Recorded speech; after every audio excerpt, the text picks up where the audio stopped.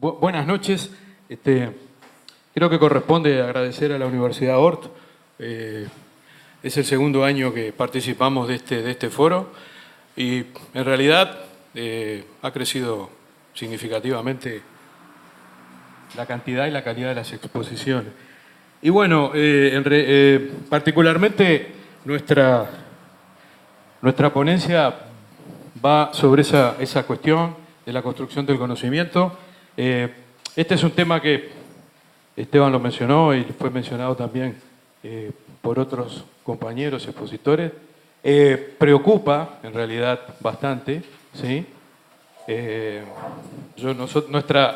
Nuestro mayor desempeño profesional es en el nivel del bachillerato, ¿sí? Y en realidad esto es perfectamente extendible tanto a ciclo básico como creo que también a los primeros años universitarios, ¿no? La cuestión es cómo se construye ese conocimiento, por eso primero vamos a hacer algunas definiciones, ¿sí? Vinculadas con el conocimiento, con el pensamiento, con el pensar y con el lenguaje, que son todas cosas que en realidad muchas veces mencionamos y también muchas veces confundimos, ¿sí? Y después, en algún momento vamos a desarrollar la idea de tipos de conocimiento, el conocimiento artístico, y ahí va a tomar la palabra Damiano, que es su especialidad. Y finalmente, como cierre, bueno, el conocimiento en general, ¿es motivado, es voluntario, es las dos cosas? ¿Qué interviene? ¿Cómo se relacionan esas dos cuestiones, no? ¿De acuerdo? Bien. Primera idea, ¿sí? Allá, para pensar basta una mente, ¿sí? Más aún, a la mente le cuesta mucho dejar de hacerlo. Es más sencillo dejar de respirar que dejar de pensar, ¿sí? ¿Por qué pasa eso? Y bueno, ahí tenemos las células que componen el cerebro adulto. 100.000 millones de neuronas y 1 billón de glías. Y toda la manera infinita que existe de combinar esas células. Un detalle respecto al cerebro adulto. La neurociencia ha demostrado y ha sostenido, y diversos autores así lo dicen, que la plena madurez del cerebro recién se alcanza entre los 25 y 27 años. Entonces creo que es un dato que no es menor, ¿sí? Porque al alcanzarse la plena madurez en esta edad, es decir, es donde se desarrolla la corteza prefrontal, recién alcanza su madurez en ese rango de edad. Y esa es la parte que nos hace más humanos. Entonces, hoy que comentaban el tema del autocontrol de los jóvenes, ¿sí? En realidad, muchas veces estamos exigiendo cosas que no tienen todavía la madurez en su cerebro para poder alcanzar. Es decir, la ética, la moral, el razonamiento, la responsabilidad social y el control de las emociones recién se alcanza en esa etapa. Es un detalle que creo que vale la pena tener en cuenta. A partir de ahí definimos el pensamiento, ¿sí? Es decir, esas infinitas neuronas y glías combinándose entre sí generan el pensamiento que en realidad es un producto muy íntimo. El pensamiento es único y es irrepetible. Y ningún pensamiento se puede transmitir como pensamiento. Se puede transmitir quizás, ¿sí? Como conocimiento. Es decir, los pensamientos pueden pasar de una mente a otra a través de la comunicación. Es decir, para pensar entonces necesitamos una mente, ¿sí? Para conocer dos mentes. Aunque muchas veces, ¿sí? El propio individuo es el emisor y el receptor. Caso muy común. Se me ocurre algo, ¿sí? Se lo quiero comunicar a otra persona y le digo, no, en realidad es algo inviable. Hay un pensamiento y hubo una ubicación, una reducción, y concluí que eventualmente esa cuestión que quería poner en práctica es inviable por el motivo que fuere. ¿Sí? Es decir, ahí actué de emisor y de receptor. ¿Cómo llegamos entonces a convertir un pensamiento, el pensar en conocimiento? Tenemos que pasar lo que Jorge Wagensberg, que es uno de los investigadores quizás más conocidos y que más han trabajado el tema de la interdisciplinariedad, el conocimiento y el pensamiento, él define que para llegar a convertir un pensamiento en conocimiento, primero lo tenemos que pasar de una cantidad infinita, que es el pensamiento, a una cantidad finita, y convertirlo en lo que él define como moneda de conocimiento. Es decir, algo que yo puedo transmitirle al otro, ¿sí? Entonces el conocimiento debería de cumplir o debe de cumplir todas esas condiciones. Es algo empaquetado, reducido en espacio y en tiempo, ¿sí? Que está listo para salir de la mente, y el otro aspecto es capaz de atravesar la realidad, y quien lo recibe es capaz de recibirlo y también de decodificarlo. Podemos estar preguntándonos esto, ¿no? Si los animales piensan. Bien, piensan, aprenden y se comunican, aunque conocen muy poco. ¿Sí? ¿Por qué conocen muy poco? Porque transmiten muy poca información.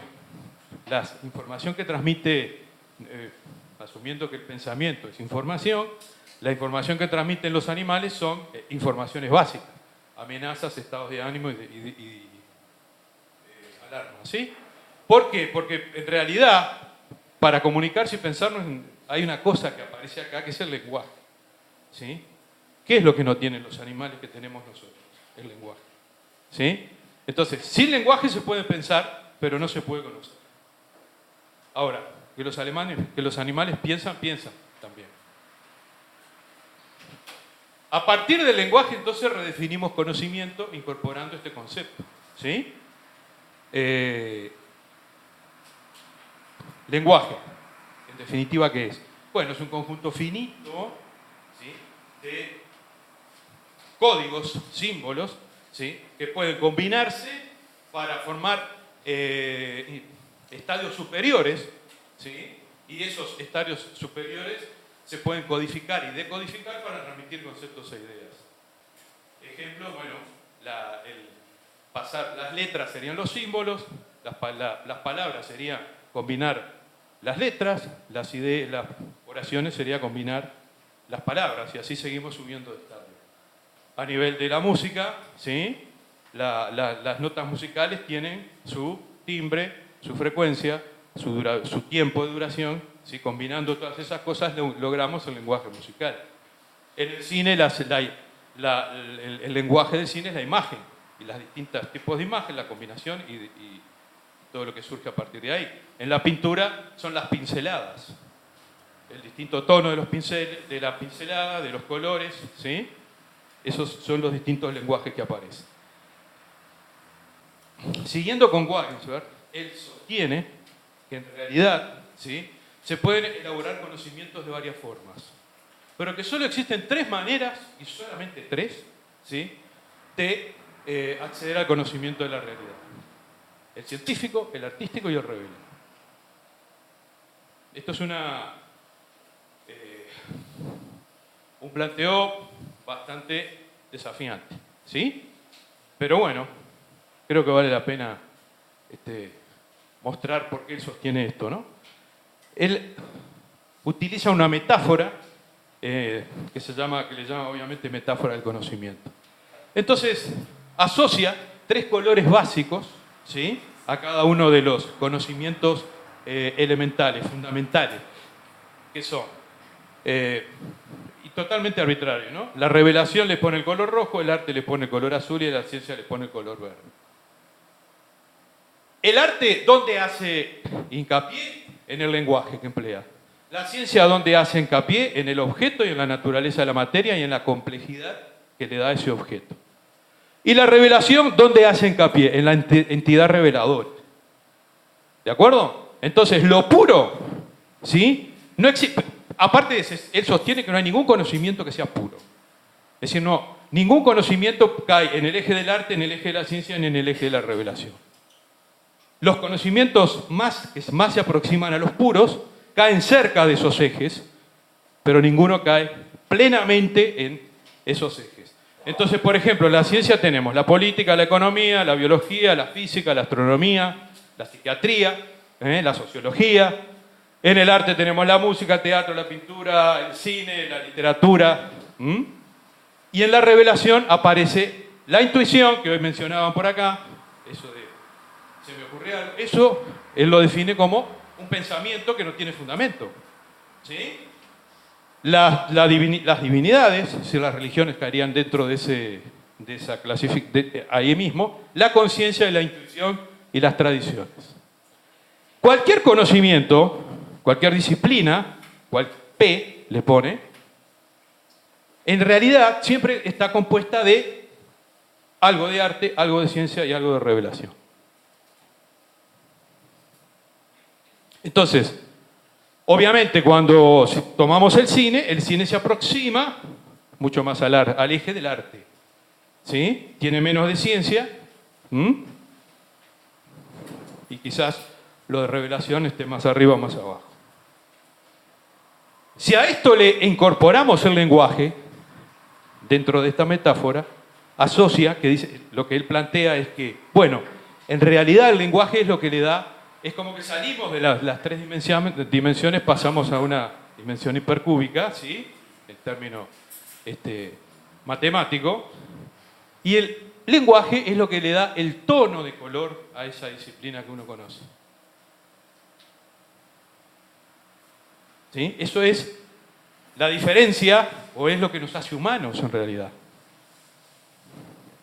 Porque probablemente sin ese lenguaje, ¿sí?, no podríamos tener el desarrollo cognitivo que tenemos. En definitiva, entonces la disciplina, es decir, ese punto P, que es un tipo de conocimiento, ¿sí?, es un pedazo de conocimiento que tiene que comprender a la realidad. Donde la definición de comprender es buscar lo común entre lo diverso. Y esa disciplina necesariamente tiene que atender a esos tres aspectos, ¿no? El objeto a comprender, digo bien, el método y el lenguaje. En cada uno, es decir, no necesariamente en un solo punto de esos hago yo hincapié cuando estoy trabajando o cuando estoy definiendo una disciplina. ¿Sí? Pero generalmente una de esas características es la más notoria en ese tipo de disciplina que estoy definiendo.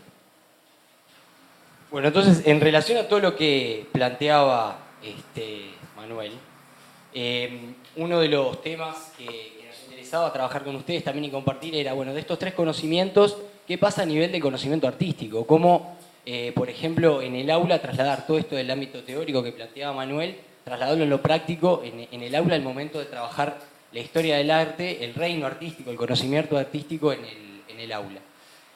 Antes que nada, plantear un estado de situación. Jonathan Caray, que es historiador del arte, plantea que, por ejemplo, hoy vivimos en lo que se llama el 24/7, que es la realidad de estar el 24 horas del día conectados, totalmente conectados. Y esto lo vemos todos, nos pasa a todos, nos pasa a los estudiantes y les pasa a los adultos. Es decir, todo el tiempo estamos conectados. Esto es uno de los elementos importantes a tener en cuenta cuando tenemos que hablar del arte en el aula, ¿no? Es decir, tener en cuenta que nuestros estudiantes y nosotros mismos vivimos esta realidad. Yo voy a ir muy rápido porque esto es de perogrullo, ya lo saben. Todos lo vivimos. Es decir, hoy por hoy se compra en internet, se pide un taxi en internet, se trabaja por internet, se trabaja con un celular, con un smartphone. Lipovetsky, que lo deben de conocer, también plantea que esta sociedad, además de estar conectada, ¿sí?, él la llama a esta sociedad el capitalismo estético. En un libro recientemente editado, él dice que nuestra sociedad actualmente vive en lo que se llama la belleza estética por excelencia. El capitalismo se ha transformado en capitalismo estético, donde todo tiene que ser emoción, belleza, todo tiene que ser superfluo, tiene que llamar la atención, y a partir de ahí, no, las imágenes no son por casualidad, a partir de ahí se logra la atención, ¿no? La Ferrari de Vidal y bueno, y la griega con los pilotos, ¿no? Pero bueno, esto es un poco la realidad, esta es la realidad que viven nuestros estudiantes, que vivimos nosotros en la diaria, antes de entrar al aula a estudiar historia del arte, que no es historia, que es historia del arte, es otra cosa. Bien rápido esto, la cultura mediática, que es esta cultura que genera, ¿sí?, el capitalismo estético, esta cultura del entretenimiento, esta estática del entretenimiento, se basa claramente en estos dos aspectos, en la relación y en la afectividad. Es decir, en generar ¿sí? Hechos emotivos que generen la atención, superfluos, rápidos, que generen la atención, con una narración breve, corta y que sea llamativa. Quedan fuera, ¿sí?, de este capitalismo estético, dentro de esta estética del entretenimiento, quedan totalmente fuera los contenidos y los argumentos, ¿sí? Es decir, los contenidos y los argumentos a nuestros estudiantes no les interesan en el diario vivir, fuera del aula, ¿sí? Queda totalmente fuera. Esto queda, obviamente, a cargo de nosotros, la educación formal. Para lo otro, para la cultura mediática, bueno, todos podemos participar, no es necesario ni razonar, ni argumentar, ni desarrollar grandes contenidos, simplemente con un clic, con un dedito me gusta, o simplemente con prestar atención a la prensa o a los programas de Chimento, ya me alcanza y ya estoy bárbaro, feliz. ¿Qué es lo que plantean muchos autores? Rincón, Lipovetsky, Weinsberg. Romper con esa barrera, que los contenidos, los argumentos, pero también, y acá está el tema, también, ¿sí?, la estética del entretenimiento, también esa cultura del entretenimiento, esa estética, también forme parte muchas veces de nuestros planteos en el aula. Justamente, nuestra exposición se llama Conocimiento, Motivación, es decir, la motivación, la voluntad. ¿Cómo hago yo para motivar a un estudiante, ¿sí?, para estudiar historia del arte que viene con esa carga de la conectividad total todo el tiempo, del entretenimiento con un clic, del escaparme del aula, de lo que es el aburrimiento de la clase, con un celular, un segundo, con la frivolidad de los contenidos que ve en el exterior, ¿sí?, que vive diariamente? Bueno, tanto Rincón como Lipovetsky lo dicen, bueno, hay que convertirnos de alguna manera en entretenimiento. Yo no digo de ser un payaso, ¿no?, y entrar a la clase, ¿sí?, disfrazado y decir, vine a enseñar historia del arte. No, tiene que ver con lo curricular y académico, con lo que tú decías también, con lo que tiene que ver con lo vivencial, con lo emotivo, con la relación con el estudiante, pero además también con lo académico y curricular. Y es un poco lo que vamos a ver ahora.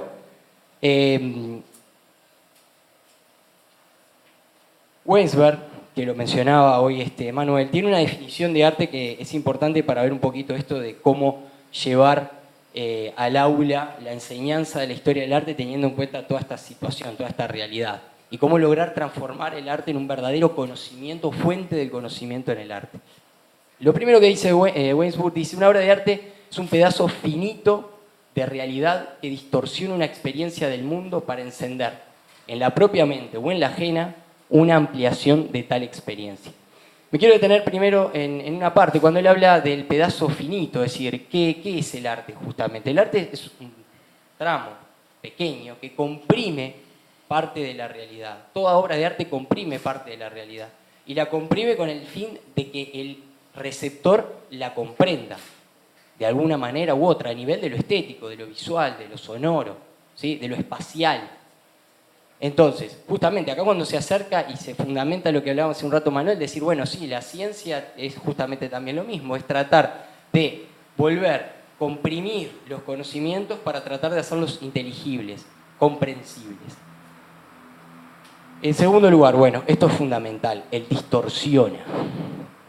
El distorsiona es un elemento importantísimo que ya Platón lo hablaba en el siglo V a.C., el distorsiona. Es decir, ¿qué es una obra de arte? ¿Qué es el arte? Es una distorsión de la realidad subjetiva generada por un artista, generada por un emisor que está tratando, como decía Manuel, buscando un lenguaje que es el estético, comunicar algo. Y en esa distorsión, ¿sí?, lo importante, más allá de que si esa distorsión imita la realidad o la distorsiona para alejarse o para acercarse, hay que ver la intención. Ustedes fíjense lo que hablábamos hace un ratito, lo que yo les mencionaba, la cantidad de intenciones que hay en los medios de comunicación, en esa cultura estética. ¿Cuáles son las intenciones? Nuestros estudiantes lo saben, las conocen, la descifran, saben qué intención hay en cada uno de esos mensajes, el contenido. Y lo tercero es, bueno, el tema del acto artístico y el decodificar. Dice, ¿no?, en la propia mente o en la ajena, ¿no? Es decir, la obra de arte busca encender en la propia mente del artista y en la ajena una ampliación de tal experiencia. Para lograr generar justamente esa idea, esa transmisión, el receptor, tiene que saber decodificar eso. Tiene que aprender a decodificarlo. Y ahí es cuando entramos nosotros. Es decir, bueno, ¿cómo yo en el aula intento o logro que el estudiante aprenda a decodificar, ¿sí?, lo que una obra de arte trata de transmitirle. ¿Cuál es la intención? Si está justamente alejándose o acercándose a la realidad. ¿Cuál es el objetivo? ¿Cuál es la enseñanza, el tema? ¿Qué me quiere explicar? ¿Qué me quiere enseñar? ¿Qué puedo conocer yo de eso? Yo voy a ir brevemente, rápidamente, a mostrar unos ejemplos bien rápido porque si no nos va a dar el tiempo. Cuando yo trabajo en la pintura egipcia, los hago jugar al Mario Bros. Ustedes dirán, ¿por qué juegan al Mario Bros? ¿Por qué le digo, por ejemplo, al que es más tecnológico, digo, buscame el Mario Bros, bajámelo y tráemelo, porque vamos a jugar? Y quedan así de cara como diciendo, Mario Bros, si vamos a ver pintura egipcia, ¿por qué vamos a ver Mario Bros? Justamente, el Mario Bros, que es un juego ya de la década del 80, un videojuego que todos de acá creo que hemos jugado, ¿cómo lo presenta Mario? Bueno, presenta a Mario con el torso de frente, los brazos completos, los pies que se ven completos. Bueno, la pintura egipcia, esto lo voy a hacer muy rápido porque si no, no me va a dar el tiempo, pero si uno va a analizar la historia, el canon de la pintura egipcia, el objetivo de esto es que para el K lo viera y lo entendiera. El objetivo de esto era para que tú, cuando lo mirabas a Mario, vieras que Mario tiene 2 piernas, 2 brazos, ¿sí?, con la tecnología típica de la década del 80. El Ka egipcio, que era el espíritu de la momia, ¿sí?, tenía que ver perfectamente todo, ¿sí? Tenían que estar los 2 brazos, el torso de frente, porque era sensación de fortaleza, ¿sí?, las piernas de perfil. ¿Por qué el Mario está así parado de perfil, con el torso de frente, mirando hacia un costado? Porque la acción se da hacia los costados. Si ustedes recuerdan, Mario en esa época se jugaba hacia los costados, no hacia adelante. Bueno, voy a ir bien rápido, voy a pasar a otro ejemplo. Tengo que explicar la pintura romántica de Friedrich. Y le digo, bueno, perfecto, tengo que explicar cómo un pintor romántico trataba de que el receptor se pusiera en el lugar de ellos. ¿Por qué? ¿Por qué los ponía de espaldas? Un pintor romántico alemán. ¿Qué buscaba? Bueno, yo puse el GTA acá. Yo no voy a hablar del GTA, que es un juego de Play bastante controversial, ¿no? Pero, ¿qué busca el Play? ¿Qué buscan los videojuegos justamente? Están buscando que yo me sienta parte de lo que estoy viviendo. ¿Por qué estoy de espaldas? ¿Por qué cuando lo hago jugar, él juega de espalda? Porque quieren vivir toda la acción, quieren sentir lo que está viviendo delante ese personaje que está ahí. Bueno, Friedrich, obviamente, con otras intenciones, buscaba hacer eso. Ni hay que hablar con la música. Puedo hablar de Polvo de Estrellas de Drexler o puedo hablar de la canción Para mi cabeza para hablar de los grabados de Goya.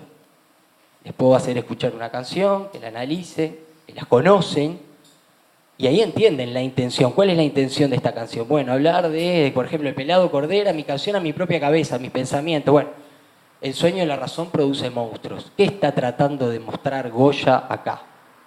¿Qué intenta mostrar? Cómo a veces hasta la razón puede producir los demonios más grandes del propio ser humano. Para terminar, les pregunto, ¿conocen el entrevero? No tengo ni idea qué es el entrevero, no sé dónde está, ni quién lo hizo, ni qué representa, ni sé que hay unos caballos ahí entreverados. Bueno, bien. Si yo tengo que trabajar el entrevero, digo, bueno, vamos a ver un poquito Avatar. ¿Vieron? Ah, claro, Avatar la vi, peliculón, bárbaro, genial. ¿Sí? ¿Se acuerdan de cuando tenía que montar al caballo? Claro, sí, y le pasás, ¿no?, esta escena del cine de Avatar, en la cual, ¿qué hay? Hay una simbiosis, una relación entre ¿quién? Entre el avatar y el animal, de coayuda, de ayuda mutua. En una película que fue taquillera, 3D, que todos la vieron y que todos se enganchan muchísimo. Bueno, ¿saben qué? En esta escultura de Belloni, ¿saben quién hay? Hay un indio que está sobre un caballo, hay un gaucho que está sobre un caballo, ¿sí? Hay un indio que está montando en silla, hay un gaucho que está montando en pelo. ¿Pero por qué? ¿Por qué el entrevero? Y ahí tengo que explicar, y ahí empezamos a ver, bueno, porque el indio, ¿saben cómo el indio domaba a un caballo? Como el avatar. Obviamente que sin los pelos estos, sin las conexiones estas, ¿no? Pero lo domaba igual. Sí, era una relación simbiótica. Daniel Vidar lo trabaja muy bien, entre caballos y jinetes. Es decir, ¿cómo domaba un gaucho un caballo? A palo. ¿Cómo domaba un caballo un indio? Por una relación de mutua ayuda. ¿Sí? Entonces, en síntesis, puedo seguir, obviamente, el Estadio Centenario con el Coliseo, con Gladiador. Gladiador, que tiene una parte, ¿no?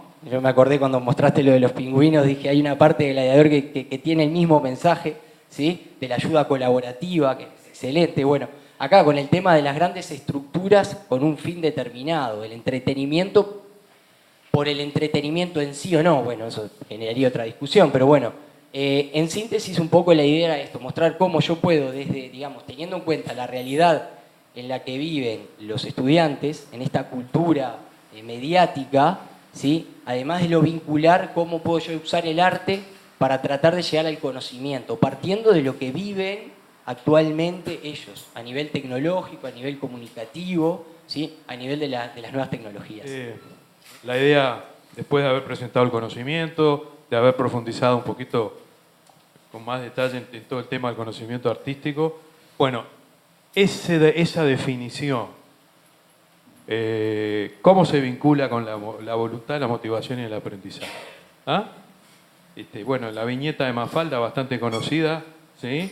Tenemos que hacer los deberes, pero las angustias que acarrea el propio bien, ¿sí? El tema de la motivación, ¿sí? Motivación, deseo, bueno, Spinoza, por ejemplo, ¿sí? Lo encara por ese lado.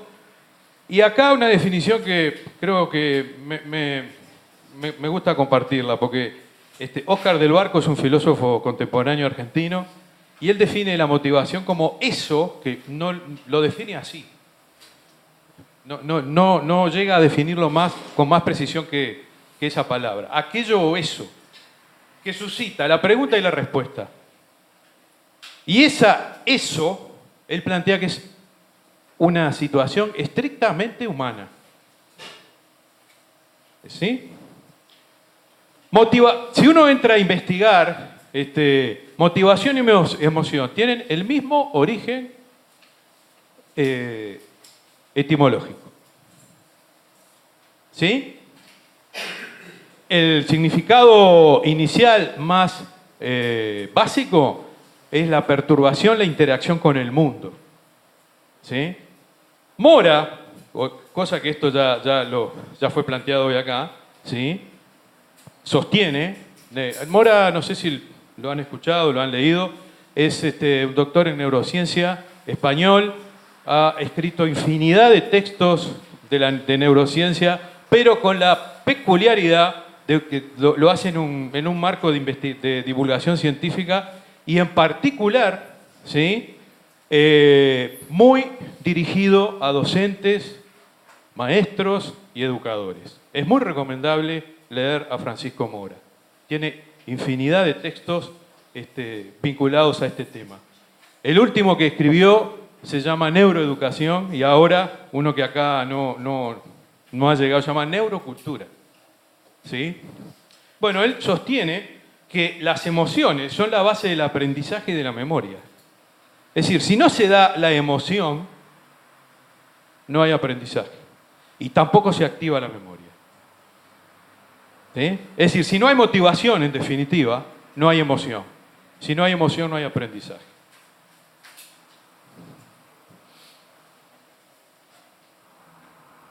Utiliza esta metáfora, el mismo Mora, ¿sí?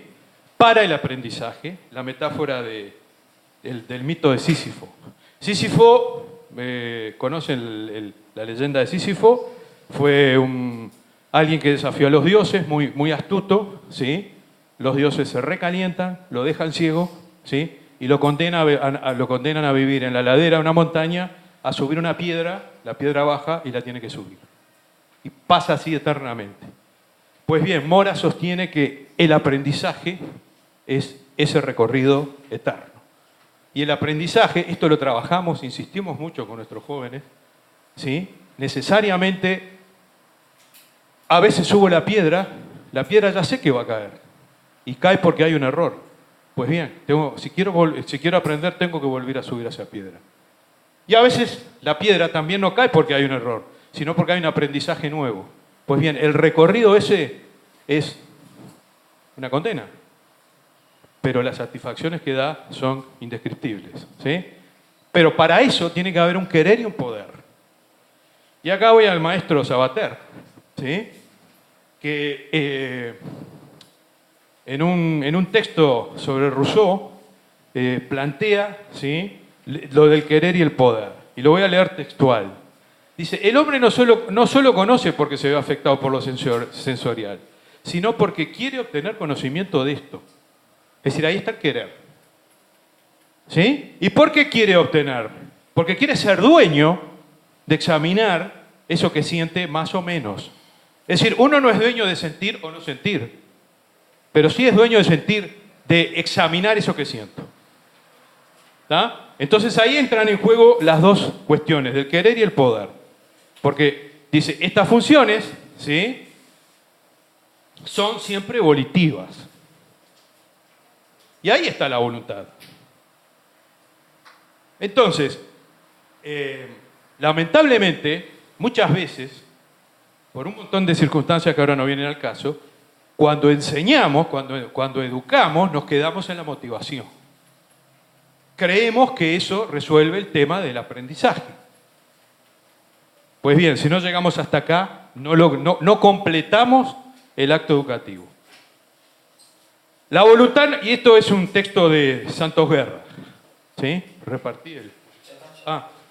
Santos Guerra es un educador español, ha investigado y ha escrito sobre diversos temas, ¿sí? Y este texto está sacado de un artículo que tiene en su blog, que lo recomiendo infinitamente, que se llama El Adarve. Semana y media, mete algún articulito, son imperdibles. ¿Sí? El cuento que les repartí, que espero haya llegado a todos, sale de ahí.